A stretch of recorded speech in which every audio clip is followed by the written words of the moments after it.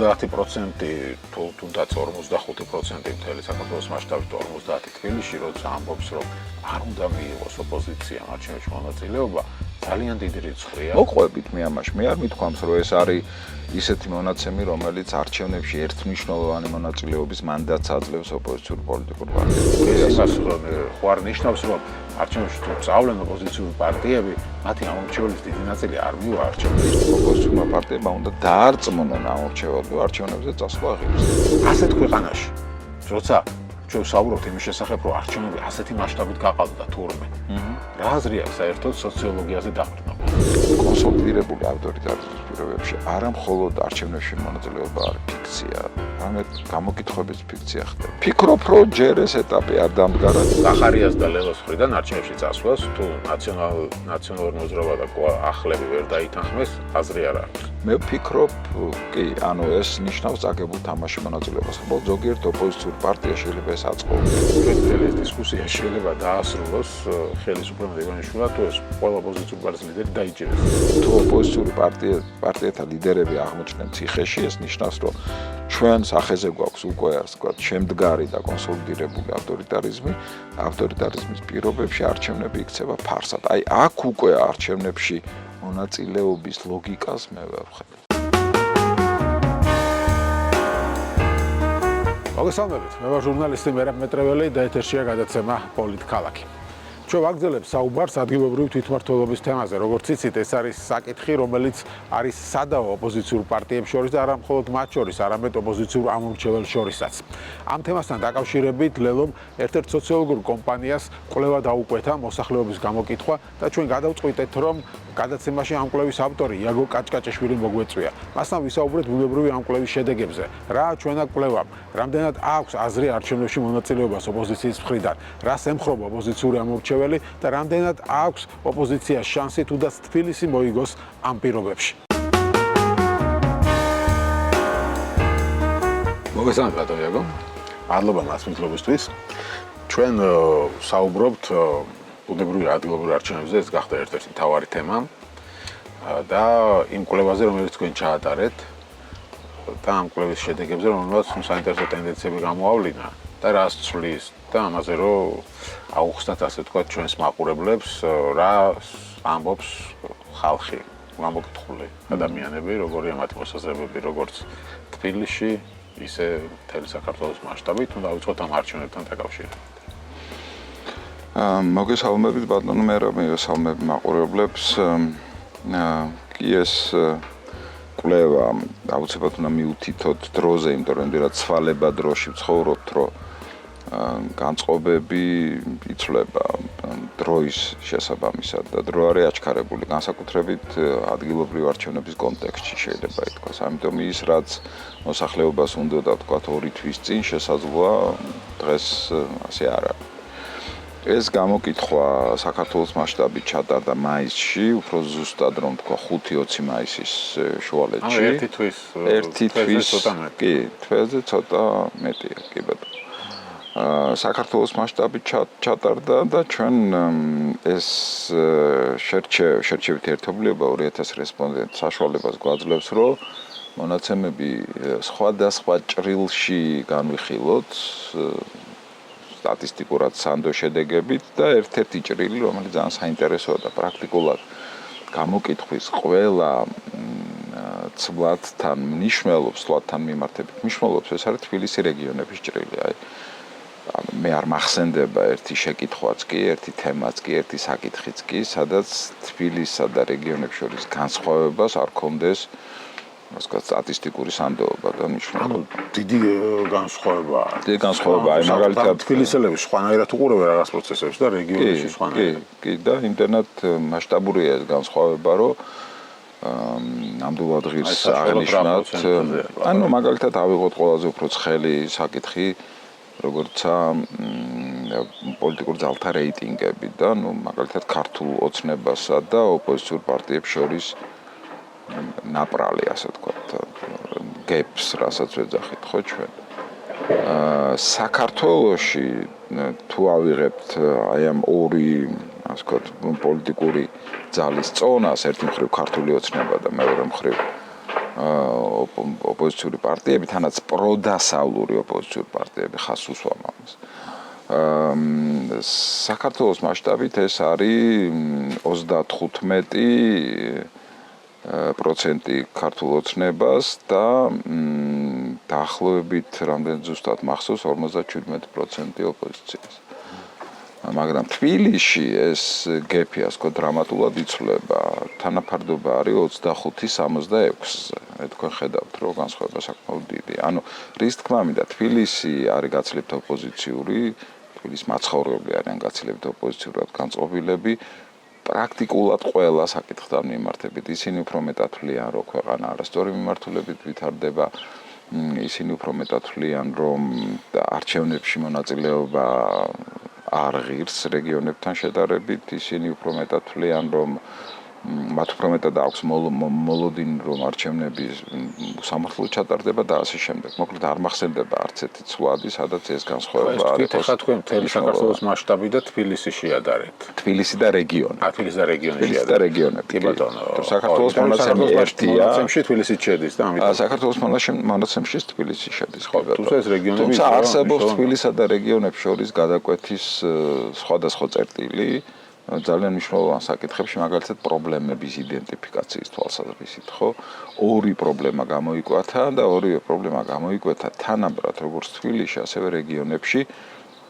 თანაბრად რას ვამბობ? ეს ორი პრობლემა წამოიწია წინა პლანზე, ანუ ყველაზე მწვავე პრობლემებად დასახელდა, ეს არის მაღალი ფასები, რომელიც აწუხებს როგორც თბილისელებს, ასევე რეგიონების მაცხოვრებლებს და უმშევრობა. ეს ორი პრობლემა საკითხებზე თანხმობა არის თბილისის და რეგიონების შორის. პოლიტიკურ საკითხებზე არის ასეთი. ნუ სხვა ჯერს, მაგრამ ერთი რამეც არის მნიშვნელოვანია და მე მგონი ეს ამის აღნიშვნა ღირს, რომ თბილისში სხვა ჯერს ეს არ ყოფილა წინა გამოკითხვებში. თბილისში ხაზგასმულად გამოიკვეთა ხელისუფლების მიერ ადამიანის უფლებების დარღვევა და ზოგადად ასე ვთქვათ უფლებების დარღვევა როგორც მწვავე პრობლემა რაც ქვეყნის წინაშე დგას. თბილისელები ამას უფრო მწვავედ აღნიშნულოვანია ეს ადამიანის უფლებების დარღვევები, თქვათ რაც მოხდა აქციებზე, ხო და ასე შემდეგ, რაც რეგიონებში ნაკლებად. აი ესეთი სხვაობა რისი შედეგია თქვენი ასეთ როგორ? ეს პრინციპში საერთოდ არ არის ესეთი გამორჩეული სიახლე. თბილისი ყოველთვის უფრო ოპოზიციურია რეგიონებთან შედარებით. ჩვენ არ გქონდა შესაძლებლობა რომ მონაცემები დაგვეთვალა ასევე დიდი ქალაქების ჭრილში თბილისის გარდა, იმიტომ რომ ამას უფრო დიდი შერჩევა ჭირდება და 2000-იან შერჩევა ამას არ ყოფნის. მაგალითად რა ხდება ბათუმში, ქუთაისში, თვითმმართველ ქალაქებში, მათ შორის რუსთავში. იქაც ალბათ ასე ვთქვათ განსხვავებული მონაცემები იქნება სხვა ქალაქებისგან ასოფლების მოსახლეობასთან შედარებით.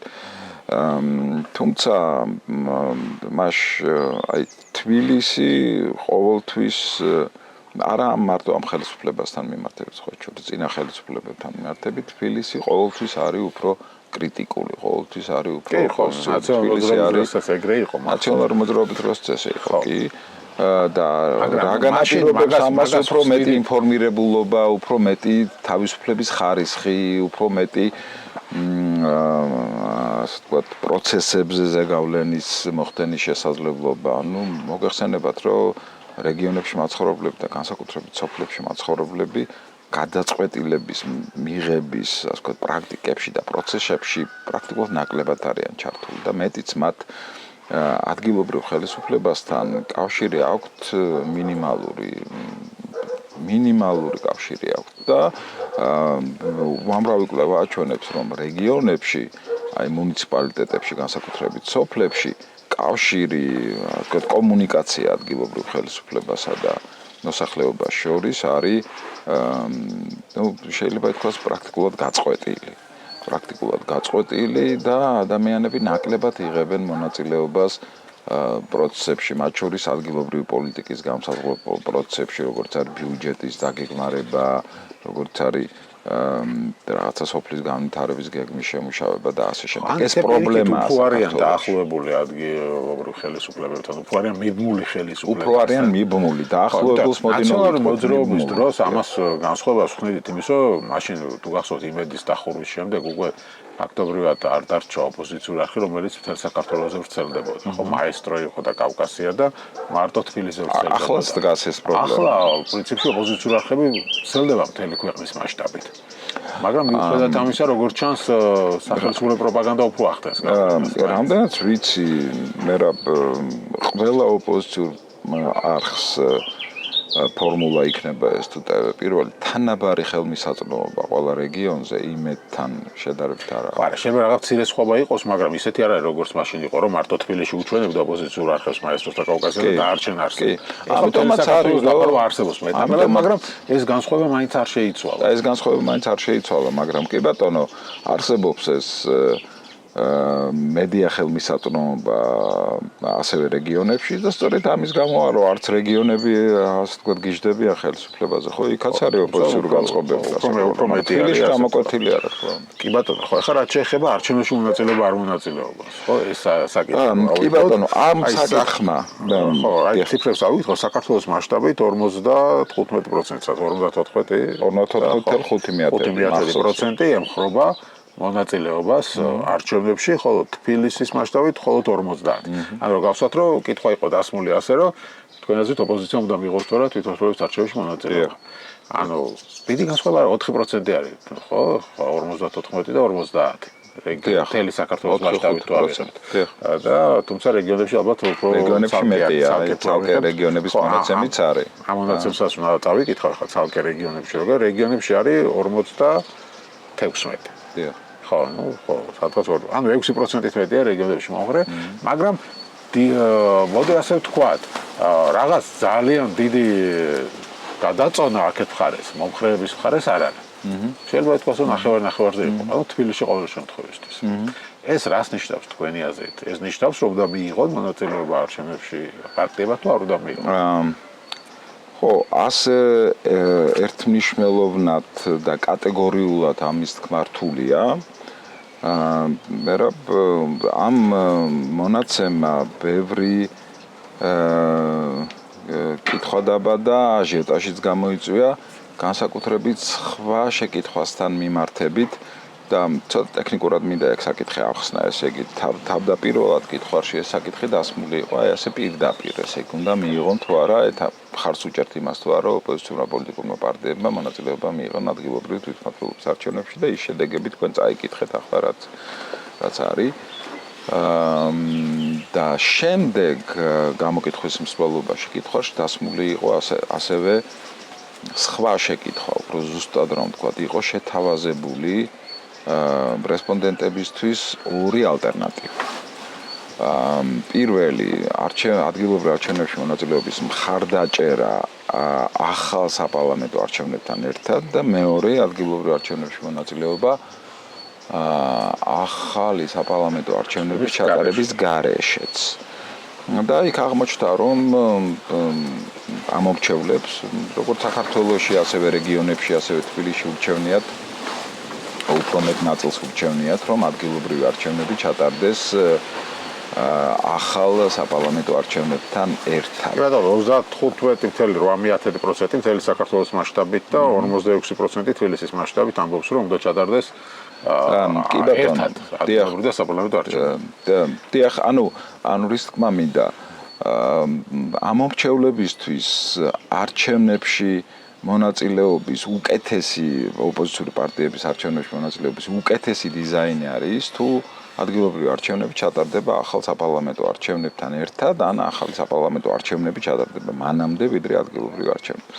უბრალოდ აქ ზოგიერთმა ინტერპრეტატორმა ამ კვლევის შედეგებს მიცა ასეთი ინტერპრეტაცია, ზოგიერთმა ექსპერტმა ან სოციალურ მედიაში დაინტერესებულმა პირმა მიცა ასეთი ინტერპრეტაცია, რომ ადგილობრივ არჩევნებში მონაწილეობის აუცილებელი დათქმა არის ამორჩევლების უფრო მეტი ნაწილისთვის ახალი საპარლამენტო არჩევნების ჩატარება. ეს ცოტა თვითნებური ინტერპრეტაცია ამ შედეგების. ეს ასე არ ყოფილა, ავტონომიურად იყო დასმული მას შეკითხვა, ხარს უჭერთ თუ არა ოპოზიციური პოლიტიკური პარტიების მონაწილეობას არჩევნებში და შემდეგ დაისვა ეს ალტერნატივა.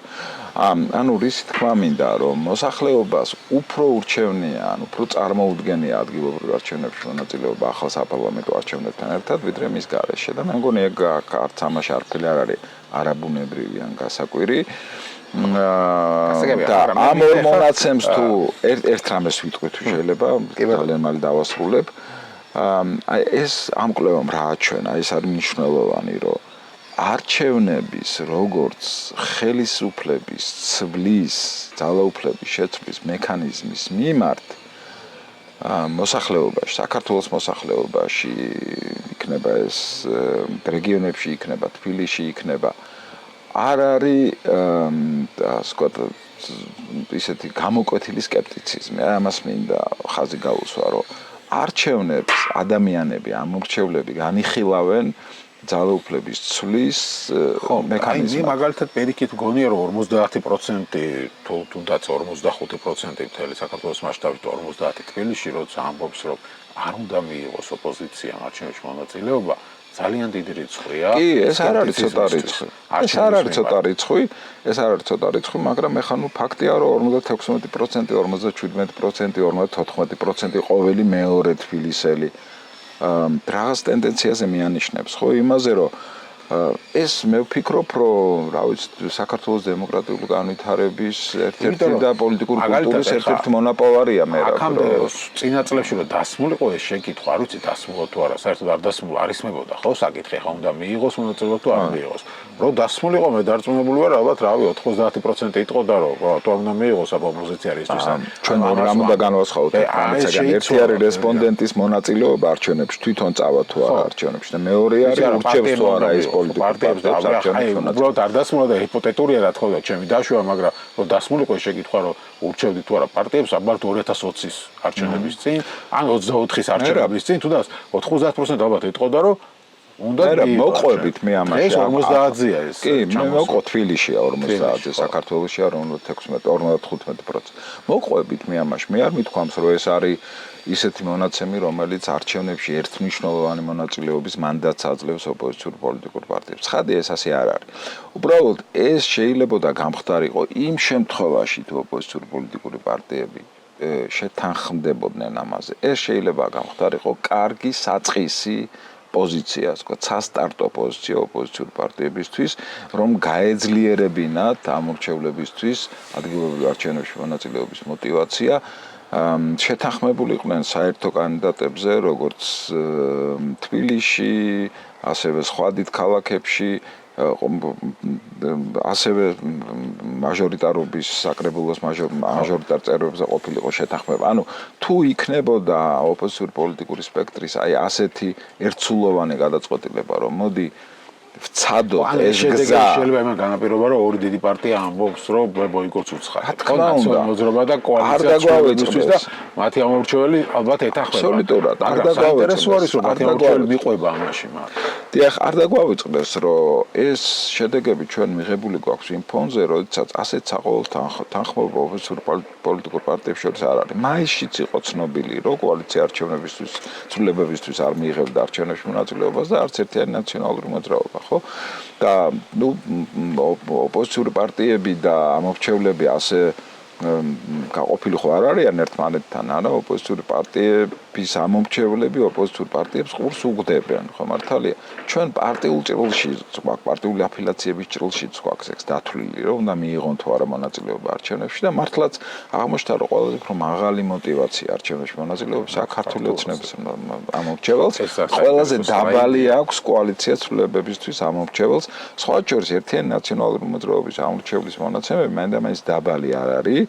ანუ ისინი მათი რაოდენობა, ვინც ურჩევს პარტიას არჩევნებში მონაწილეობა მიიღოს მაღალია, ოღონდ არ უნდა დაგვავიწყდეს ერთიან ნაციონალურ მოძრაობას, უფრო მეტი ამორჩეველი ყავს რეგიონებში და რეგიონები უფრო მეტად უჭერენ მხარს არჩევნებში მონაწილეობას, ვიდრე თბილისის ამორჩეველი. ხო, ეს საინტერესო არის, აქ ეს ერთ-ერთი ჩემთვის ყველაზე საინტერესო კითხვა არის, ხო? ამ შაბათს რომ იმართებოდეს ადგილობრივი არჩევნები, საბოლოო ჯამში, ანუ წახვიდოდით თუ არა არჩევნებზე, ხელისუფლების მომხრეები ცალკე და 20 ოპოზიციის მომხრეები ცალკე და ეს ჩანს რომ აი 56%-ში ხელისუფლების მომხრეთა წილი არის ძალიან მაღალი. კი, ოპოზიციის მომხრეთა წილი არის ძალიან დაბალი. ეს იმას ნიშნავს რომ შედარებით დაბალი. ეს იმას ხო არ ნიშნავს რომ არჩევნებში თუ წავლენ ოპოზიციური პარტიები მათი ამორჩეველის დიდი ნაწილი არ მივა არჩევნებზე. იცით რა, ეგ მათი ამორჩეველის დიდი ნაწილი თუ არ მივა არჩევნებზე, რა გარანტირებულად წაგებული გაქვს. ეს რისკი რასაკურველი არსებობს. მე რა რასაკურველია ეს რისკი არსებობს და ამას თვალი უნდა გაუსწოროთ. უბრალოდ ერთი რამეა ხა თუ ოპოზიციური პარტიები გადაწყვეტდნენ არჩევნებში მონაწილეობას, ეს გადაწყვეტილება არ შეიძლება იყოს ესეთ ჩვეულებრივი გადაწყვეტილება ან სპონტანური გადაწყვეტილება, ხო? ეს უნდა იყოს საკუთარ ამორჩევლებთან საკომუნიკაციო სტრატეგიის შემადგენელი ძალიან მნიშვნელოვანი ნაწილი. ანუ ოპოზიციურმა პარტიებმა უნდა დაარწმუნონ ამორჩეველი არჩევნებზე წასვლა ღირს. და საზოგადოებრივი აზრი არ არის ასე ჩაბეტონებული ფენომენი, ხო? მით უფრო ისეთ აი პოლიტიკურ საკითხებთან მიმართებით, ხო? ის მოქნილი ფენომენია და ის შეიძლება შეიცვალოს.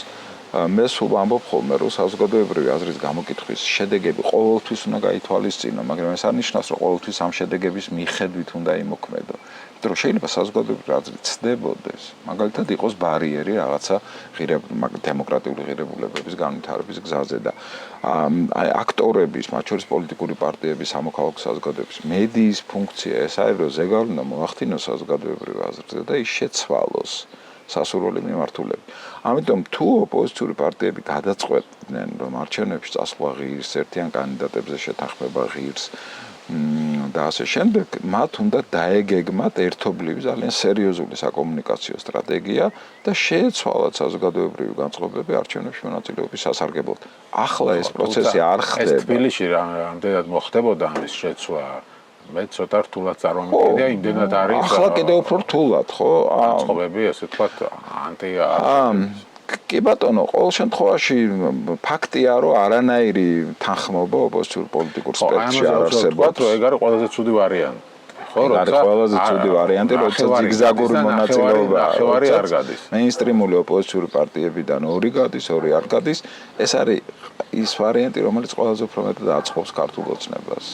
იმისთვის რომ ძალაუფლება შეინარჩუნოს კი არა გაიმყაროს ეს ვთქვათ ადგილებში. ეს არის ყველაზე უფრო მომგებიანი ვარიანტი. დღევანდელი მონაცემებით შეიძლება ორი პარტია გავიდეს, გახარია და ლელო და ორი პარტიას ნახმარმა რო არ გავა. თუმცა ლელოს გადაწყვეტილი არა აქვს ჯერ ამბობს. არა აქვს, რამდენიც მე ვიცი. ხო, იქნება თუ არა თანხმობა, თანხმობის გარშე არ გავარდა. ეს თანხმობა რამდენად შესაძლებელია? მე არ ვიცი, ამ თანხმობის დიდ პერსპექტივას ვერ ვხედავ, სიმართლე გითხრათ, ეხლა ამ გადასახედიდან თუმცა თანხმობის შემთხვევაში არაფერია ძალიან გვიან არის თანხმებით, რომ ეს უფრო ადრე უნდა დაწყებულიყო, მაგრამ კიდევ შეიძლება ასე ვთქვათ საზოგადოებრივი აზრის მობილიზება არჩევნებში მონაწილეობის სასარგებლოდ და ოპოზიციისთვის სასრული შედეგის დასადებად. მე რა 66-25-ზე ეს არის ძალიან დიდი განსხვავება. მოდი ამაზე ვილაპარაკოთ. პოლიტიკური პარტიების რეიტინგები არ წავიკითხე, ბოლოსთვის მოვიტოვე სპეციალურად და მოდით ამასაც გავაცნობთ ჩვენს მაყურებლებს. კითხვა არის ასე, რომ ამ შაბათს რომ მიმართებოდეს ადგილობრივი არჩევნები, რომელ პარტიას მისცემდით ხმას და ასეთი არჩევნები როქონდა ჩამოთვლილია პარტიები. კოალიცია პირველ ადგილზე არის, როდესაც ვთქვათ, ქართული ოცნება. ხო, მთელი საქართველოს მასშტაბით მას აქვს თითქმის 40%. თბილისის მასშტაბით აქვს 25% დაახლოებით, ხოლო შეწონილი გამოდის თბილისი და რეგიონები ერთად, რეგიონების მასშტაბით ქონდა 40%, თბილისის მასშტაბით 25% და თბილისი და რეგიონები ერთად 35.2%. მე თქვა თქვენ დაიწყეთ 39, თუმცა ის არის რეგიონები 40-მდე რეგიონები. ანუ მთელი ერთად თუ რეგიონებს და თბილისს დააჯამებ 35 და 2.1 გამოდის. მეორე ადგილზე არის კოალიცია ცვლილებებისთვის, ამ თქვენი კვლევის მიხედვით და მათსაც ასე აქვს, ხო, დაახლოებით 16%, 20 და 15, ანუ რეგიონებში 15, თბილისში 20. და საქართველოში 16, ხო, ესე გამოვიდა. წითელი არის საქართველო. აქ ამ სლაიდზე. შემდეგი არის ჩემდა გასაკვირად გახარია? არა. საქართველოში არის ერთიანი ნაციონალური მოძრაობა. თბილისში არის გახარია. დიახ. ეს ძალიან საინტერესოა, ანუ ერთიანი ნაციონალური მოძრაობას აქვს 14% მთელი საქართველოს მასშტაბით. უკაცრავად გახარიას აქვს 12%. მაგრამ თბილისის მონაცემებით ერთიან ნაციონალურ მოძრაობას აქვს 13%, გახარია 17%. დიახ, ანუ რეგიონებში ერთიან ნაციონალურ მოძრაობა უფრო პოპულარულია ვიდრე თბილისში, გახარია პირიქით. გახარია უფრო თბილისში პოპულარული. და ლელო საქართველოს თითქმის ერთნაირი აქვს ყველგან. თბილისში და რეგიონებში. თბილისში 14%, რეგიონებში 13% და შეწონილი 13.4%. ანუ ლელოსთან დიდი განსხვავება ეს არ იძლევა. შეწონილი რა საქართველოს მასშტაბით, ასე ვთქვა, შეწონილი კიდე სხვა რამეს. კი ბატონო, ხო ესე ვეძახი, კი ბატონო, საქართველოს მასშტაბით 13%. ნუ ლელოს დიდი განსხვავება არ იძლევა თბილისი რეგიონი, დანარჩენს იძლევა.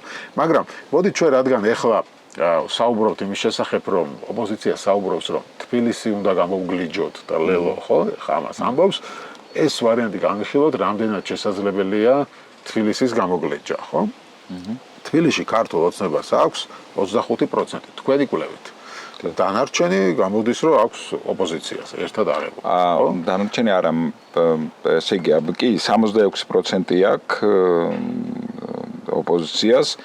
პროდასალურ ოპოზიციას. იქ ხო არის სხვა პარტიები. ხო, ანუ ის 10% გადავანაცვლე. კი ბატონო, რაღაც. სხვებზე გადავანაცვლე. აკურატულობისთვის. კი ბატონო, 66 ამ 4 პარტიას და 25 თბილისს და თქვენ ამბობთ, რომ ეს ისეთი შედეგია, რომ გაერთიანებული კანდიდატის შემთხვევაში შესაძლებელი იყო თბილისის შესაძლებელია. კარგად არის დაზუსტებული. ახ შანსი არსებობს, ანუ უფრო მეტ შანსი არსებობს, რომ ობიექტურად ვითარება ასეა. ახლა სხვაობაა, ხა? სოციოლოგიურ კვლევაში, ხო, 25-66-ზე. დიახ. რატო ამბობთ, რომ შანსი არსებობს? ეს არის ლევნის თქვის საშუალებას, რომ 100%-ით მოიგებს. იც რა შესაქმე 100%-ით მოიგებს, ამის შესაძლებლობა თავისუფლად იქნებოდა იმ შემთხვევაში, ჩვენ რო ცხოვრობდეთ დემოკრატიულ საზოგადოებაში და საარჩევნო გარემო იყოს სამართლებრივი და დემოკრატიული, მაგრამ როდესაც ვამბობთ, რომ ამის შანსი არსებობს, ვითვალისწინებთ იმ არასამართლებრივ გარემოს, რომელშიც ჩვენ ცხოვრობთ, როგორც კანონმდებლობის თვალსაზრისით, ასევე პრაქტიკის თვალსაზრისით და რეალური პრაქტიკის თვალსაზრისით და ეს გამოცდილება პრინციპს ჩვენ მივიღეთ, ხო, 26 ოქტომბრის 2024 წლის 26 ოქტომბრის არჩევნებზე, სადაც დაახლოებით 8-დან 10%-მდე манипуляция მოხდა შედეგების, გაყალბება მოხდა შედეგების.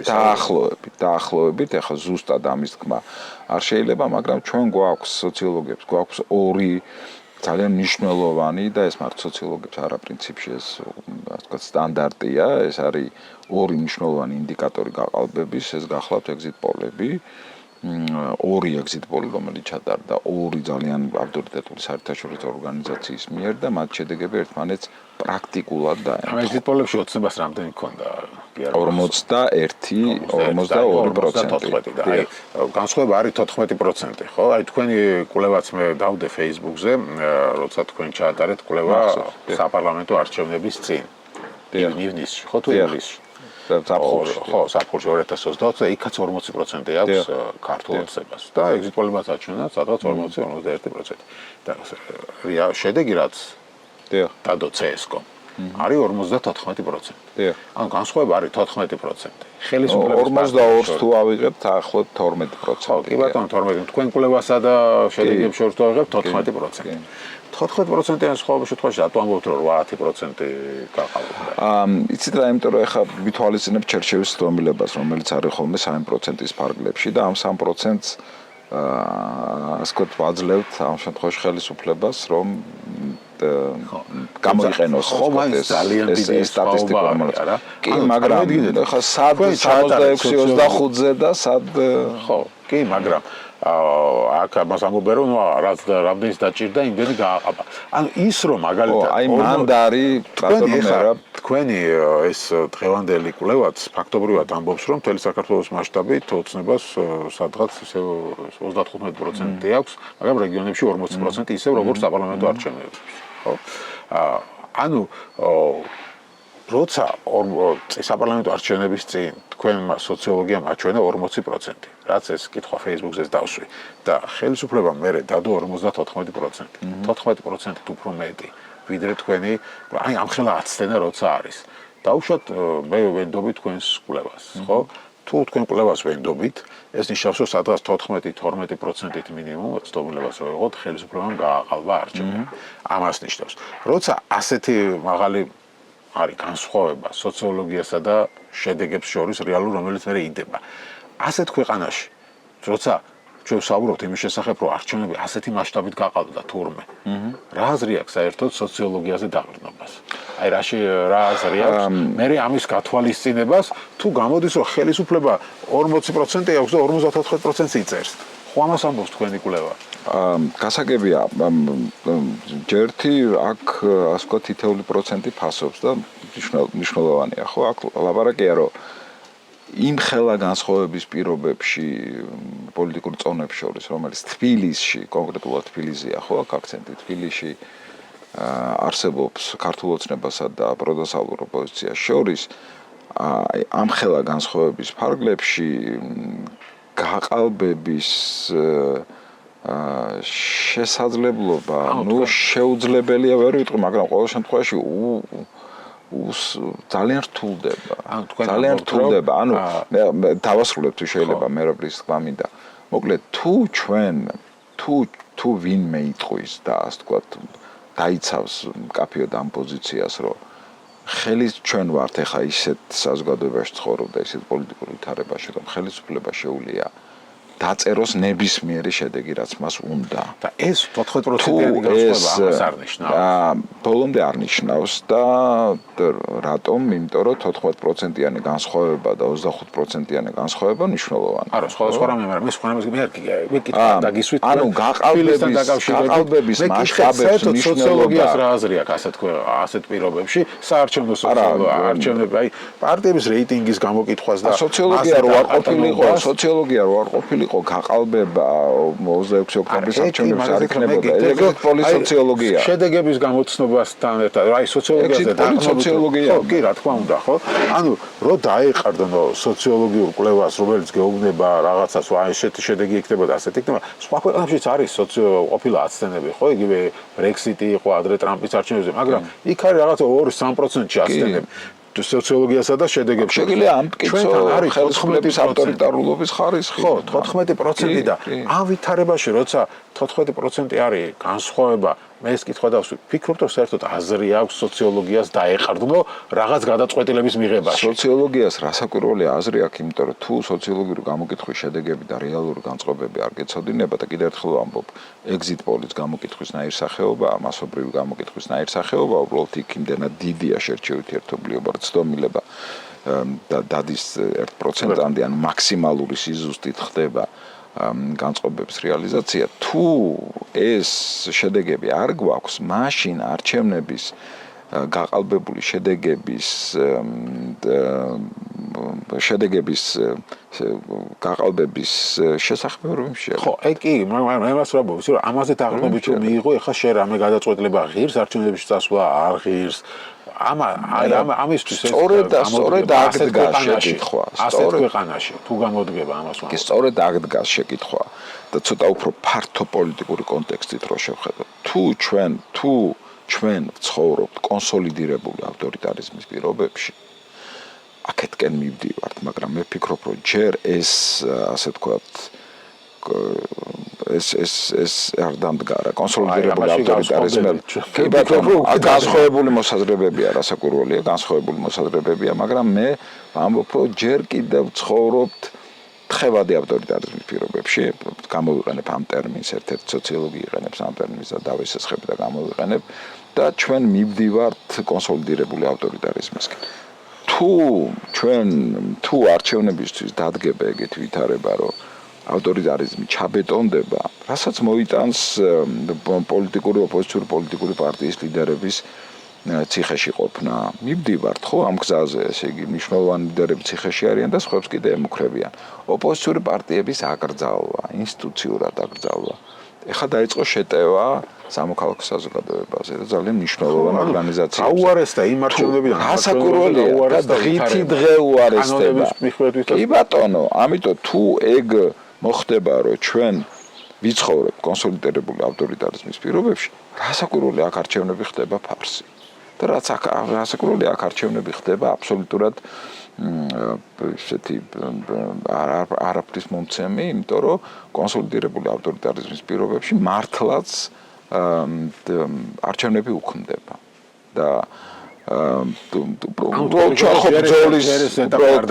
ვფიქრობ, რომ ჯერ ეს ეტაპი არ დამდგარა. ჩვენ ყავს ოპოზიციური მედია, ჩვენ ყავს ჯერჯერობით ოპოზიციური პოლიტიკური პარტიები, ადამიანებს შეუძლიათ ქუჩაში გამოხატონ პროტესტი და ჩვენ ოპოზიცია რუსეთის არის ფორმალურად სხვაგანაც. ხო, ნუ აქტებაში რამდენად არსებობს ის ოპოზიციური ძალები, რომლებიც ოპოზიციამ, ან ოპოზიციურ მედიამ ისეთი გავლენა მოახდინოს პროცესებზე, რომ თქვა ხელისუფლება შეიცვალოს. ამის შანსი ამდენად არსებობს. იცით რა, აი ფაქტია, რომ ის რა ხელისუფლება უამრავი მცდელობის მიუხედავად ჯერჯერობით ვერ მოახერხა ქართულმა ოცნებამ ვერ მოახერხა რომ საზოგადოებრივი აზრი მის სასარგებლოდ შემოატრიალოს, ხო? ფაქტია, რომ უმრავლესობა არა მხოლოდ თბილისში, არამედ ქვეყანაში ოპოზიციურ განწყობების არის. ეხლა 35%-იანი რეიტინგით მაგრამ ეს დამყარება ხელს არ უშლის, რომ საბოლოო ჯამში 54% აიღოს. მესმის მე რა აქ არის ლაპარაკი, რომ ყველა იმ გამოცდილების გათვალისწინებით, რაც არჩევნებში მანიპულაციური მექანიზმების გათვალისწინებით რაიმე შანსი არსებობს თუ არა, რომ ეს გზა, ასე თქვა, ძალაუფლების შეცვლის ეს ინსტიტუციური და ლეგიტიმური გზა გამოიყენოს. შანსზეა აქ ლაპარაკი. ოღონდ ამას აქ დათქმები, ეს დათქმები თუ არ შესრულდა და ამ დათქმებზე ჩვენ უკვე ვილაპარაკეთ, ხო, ეს არის ოპოზიციური ძალების გაერთიანება და ერთიანი ფრონტით შეტევა. ამ ასეთ აცდენებში სოციოლოგიურ კვლევასა და შედეგებს შორის გაყალბების გარდა ხო არ არსებობს რაღაც ობიექტური ფაქტორებიც. მაგალითად მე მომისმენია ასეთი ობიექტური ფაქტორი, რომ დღეს რადგან თან არის პოლარიზებული საზოგადოება და ხალხს რაღაცა ოცნების მომხრეებს და ოპოზიციურ ხოშში ფიზიკურ დაპირისპირებაც კი არის, ხო, იქ რაღაც ვიღაცებს სადღაც ხვდებიან და მონას ეძახიან იქ ხელისუფლების მომხრეები საერთოდ ცემდნენ და სადარბაზოსთან ხვდებოდნენ და ცემდნენ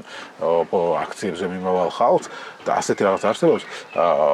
ასეთი მომისმენია, რომ ქართული ოცნების მომხრეებს შეიძლება უბრალოდ არ უნდათ ხმამაღლა თქვა და გააჟღერონ ოცნების მომხრეები. ეს მონაწილეობს. ეს ფაქტორი აუცილებლად მონაწილეობს. 25% კი არ არის, შეიძლება უფრო მაღალი არის, ან 35 კი არ არის, შეიძლება უფრო მაღალია სინამდვილეში, მაგრამ ისინი ამას არ ამბობენ. პასუხებ, აქ სხვა ეჭვიც არსებობს, თქვენ მხოლოდ ერთი ასპექტიდან შეხედეთ ამას და აქ არსებობს ასევე სხვა, რომ თვითონ ის ადამიანები, რომლებიც ამბობენ, რომ ასე არავის არ აძლევენ ხმას, ან არ გადაუწყვეტიათ, ან უარს არცემენ პასუხზე, სინამდვილეში ქართული ოცნების ხარდამჭერები ხო არ არიან არა?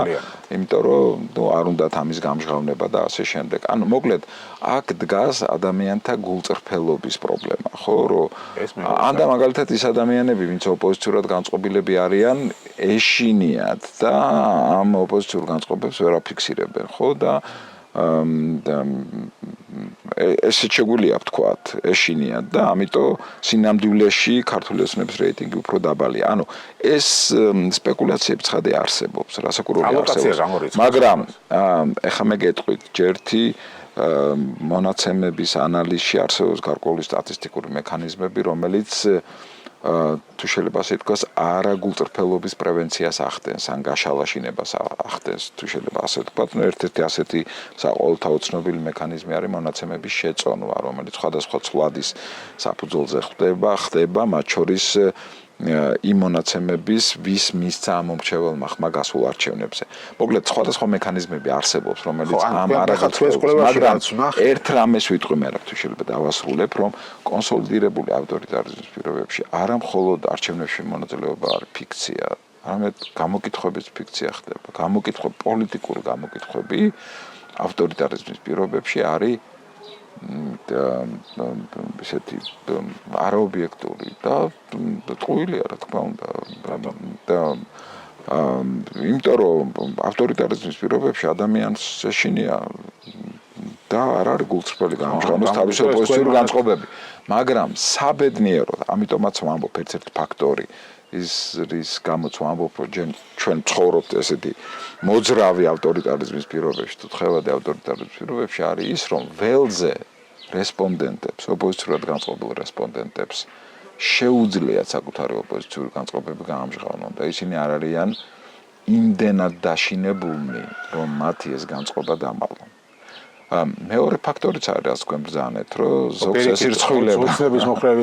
ანუ თქვენ ასე რომ ჯერჯერობით სოციოლოგია მუშაობს. ალოკაცია რას ნიშნავს? ჩვენ ვაყურებთ ვაუხსნათ, რომ რაღაც ნაწილი გამოკითხვაში ამბობს, რომ არ ვიცი ვის მიცემ ხმას, ან არ გეტყვი და ასე შემდეგ და თქვენ იღებთ და ამათ ან მერე რაღაც ასე თანაბრად არა, ასე მექანიკურად არ. კი, საკონტროლო შეკითხვების მეშვეობით. ხო და როგორც ნახეთ თქვენს ამ კვლევაში ეწერა რომ ერთ-ერთი თავის საკონტროლო შეკითხვა იყო რას ფიქრობენ აი ამ მაგალითად დასავლელობაზე და არა ერთ-ერთი საკონტროლო ცვლადი ძირითადად რომელიც გამოვიყენეთ არის ასეთი როგორ პასუხობენ რესპონდენტები შეკითხვას იმის თაობაზე უნდა გააგრძელოს საქართველოს სვლა ისე როგორც ამას ქართული ეცნება აკეთებს თუ საქართველოს უნდა წავიდეს განსხვავებული მიმართულებით. ეს კითხეთ იმათ ვინც არ ვიცი თქვა და უარი პასუხზე. ყველას უბრალოდ შემდეგ არ ვიცი ან უარი პასუხზე ვინც თქვა, ნახეთ მას პოზიცია როგორ იყო. მარტო ეს ცვლადი არა. მათ შორის მეორე არჩევანი. აი ვინ საკუთარი ძირითადი არჩევანი არ დაასახელეს, მაგრამ სათადარიგო არჩევანი გაქვთ თუ არა, ანუ ვისკენ გადაიხრებოდიან რომელი პოლიტიკური ძალის მიმართ გაქვს სიმპათია. ის ხელით გადაანაწილე. კი, მათ შორის ერთ-ერთი ეს იყო, ანუ ჩვენ გამოვიყენეთ რამდენიმე ცვლადი იმისთვის, რომ ეს ადამიანები მარტივად რო ვთქვათ, ვინც თქვა, რომ ასე უნდა გააგრძელოს საქართველოს სიარული, როგორც არის ქართული ეცნება, ეს მიათვალეთ ქართულ ოცნების ხმებს. მათ შორის სხვა მონაცემებთან ერთად. თბილისის თემას მინდა რომ დაუბრუნდე. მე ხშირად ვიხსენებ ხოლმე ამ შემთხვევას, როცა ამბობენ, რომ აი თბილისი ოპოზიციურია და შეიძლება თბილისის მოგება მახსენდება ხოლმე ნაციონალური მოძრაობის პერიოდი, როცა ასევე იყო თბილისი ოპოზიციური. ძირითად ნაწილში სულ ოპოზიციური იყო თბილისი, არა მარტო სოციოლოგიური გამოკითხვებით, არამედ არჩევნების შედეგებითაც. 2008 წლის საპრეზიდენტო არჩევნებზე, საპარლამენტო არჩევნებზე 2008 წელს თბილისში ოპოზიციას ჰქონდა უპირატესობა ვიდრე ხელისუფლებას.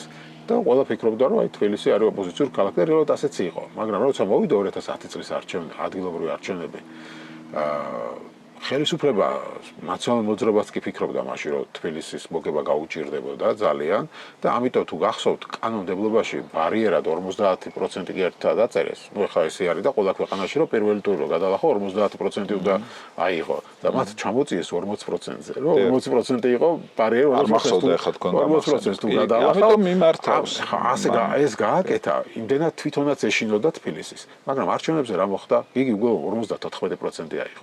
ანუ მათაც კი არ ჯეროდათ იმდენი აიღეს თბილისში. ანუ ეს მაგალითი ჩემთვის არის იმის, რომ როცა ხელისუფლება იწყებს კონცენტრირებულად მუშაობას რაღაც ქალაქზე, თავისი манипуляციებით, გადმოწერით, ხალხის რეგიონებიდან და ასე შემდეგ უამრავი ბერკეტი აქვს. ის ახერხებს იმ ქალაქშიც კი მოიგოს არჩევნებს, სადაც თვითონაც არ ჯერა რომ მოიგებს. კიდევ ხო ამბობ, თქვენ ესე იგი მერაბ, თქვენ ესე იგი თქვენ ლაპარაკობთ ერთი პერსპექტივიდან, ანუ რა რისკის წინაშე დგას ოპოზიცია იმისთვის, რომ ობიექტურად მოგებული თბილისი წააგოს და ამ რისკებში მოყვებით, რასაკვირველია, იქნება რეგიონებიდან ადამიანების გადმოწერა, იქნება манипуляция, დამკვირვებლებისთვის ხელის შეშლა და ასე შემდეგ, ხო?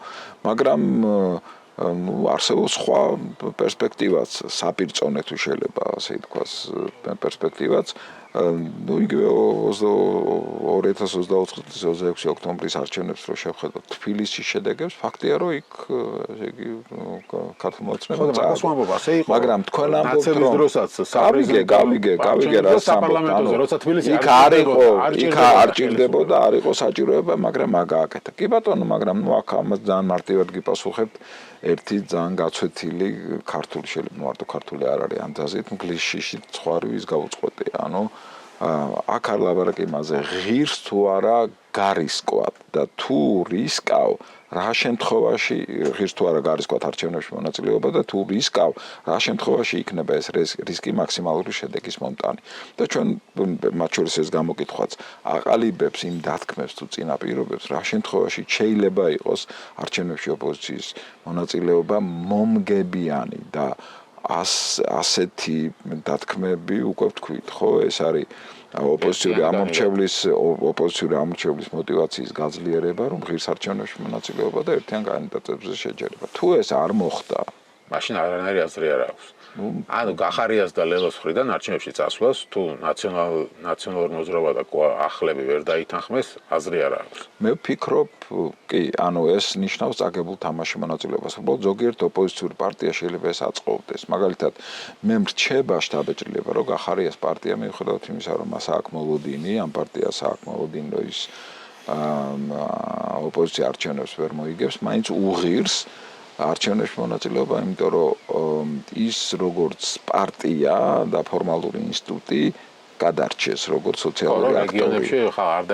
ყავდეს საკუთარი ამორჩეველი მიიღოს და ფინანსება მათ შორის ბიუჯეტისგან, ანუ ისინი ფიქრობენ, რომ აი ამ ლეგალურ თუ ფორმალურ პროცესებში მონაწილეობა პარტიის როგორც პოლიტიკური ორგანიზმის გადარჩენის ერთ-ერთი მნიშვნელოვანი გზაა. ლელოსთან ეს არგუმენტი მე ჯერ არ ლელოსგან მე არ მომისმენია. ლელო აწვება იმას თუ შეიძლება ასე ითქვას, რომ ამ არჩევნებზე წასვლა ღირს მოგებისთვის. გახარიას პარტიას ეს ნარატივი არ აქვს. ამიტომ მე ვფიქრობ, რომ ის უფრო რაღაცა პარტიის სიცოცხლის უნარიანობის შენარჩუნებაზე ფიქრობს, მაშინ როდესაც ამ პარტიას ასევე აქვს ფინანსური სიძნელეები და ასე ვთქვათ, საბიუჯეტო დახმარება მისთვის მნიშვნელოვანი. პრინციპში რაც მოხდა, რაც გამომდინარეობს გახარიას პარტიის საპარლამენტო მანდატებთან მიმართებიდან არ დატოვეს და ამიტომ ისინი არ დატოვეს და ერთ-ერთი მოტივაცია არის ფინანსური, რა თქმა უნდა. კი ბატონო, მაგრამ ამ ჩვენ მთელი ეს დისკუსია შეიძლება დაასრულოს ხელისუფლება ივანიშვილა თუ ეს ყველა ოპოზიციური პარტიის ლიდერი დაიჭირეს არჩევნად, რისი შანსის დიდი აქვს. აი აქ უკვე გულწრფელად გეტყვით მე რა, რომ მე ნამდვილად არ მესმის, აი ხა შემელია ბევრი ვიფიქრე ამასთან დაკავშირებით, მაგრამ ნამდვილად არ მესმის არგუმენტი,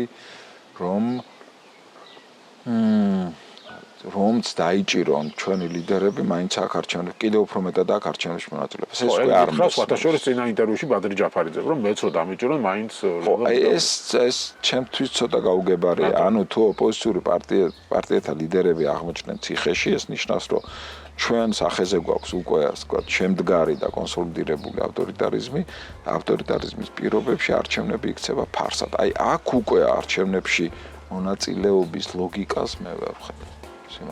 ანუ ამის შანსი დიდია შევახსენებ, რომ ჯაფარიძე სამი ოპოზიციური ლიდერი უკვე ზის, ჯაფარიძეს და ხაზარაძესთან დაკავშირებით გამოსატანი აქვს განაჩენის სასამართლოს და პრინციპში ისინი შეიძლება ჩასვან კომისიაზე არ მისვლის გამო გახარიამ ეს შანსი არ დაუტოვა, ამ მივიდა კომისიაზე და რა გააკეთეს, ეხლა გაუხსენეს უარესი ვარიანტი ამოუწევს. ჩორჩანაში რატო ჩადგის საგუშაგო და ანუ უარეს ბრალდებაზე წავიდა. ისეთი ბრალდება არის საბოტაჟი ქვეყნის წინააღმდეგ, არ ვიცი, მე მგონი ერთი მრავალწლიანი პატიმრობას და ნუ აი ამ ვითარებაში ჩვენ ვლაპარაკობთ, რომ არჩევნებზე ღირს თუ არა გასულა. ხო, ასეთ ვითარებაში კიდევ ერთხელ ვამბობ, ავიცი ხა არჩევნები როგორც ეს ლეგიტიმური ინსტიტუციური მექანიზმი კარგავს მშენებლობას. გასაგებია, მადლობა დიდი საინტერესო საუბრისთვის. მადლობა.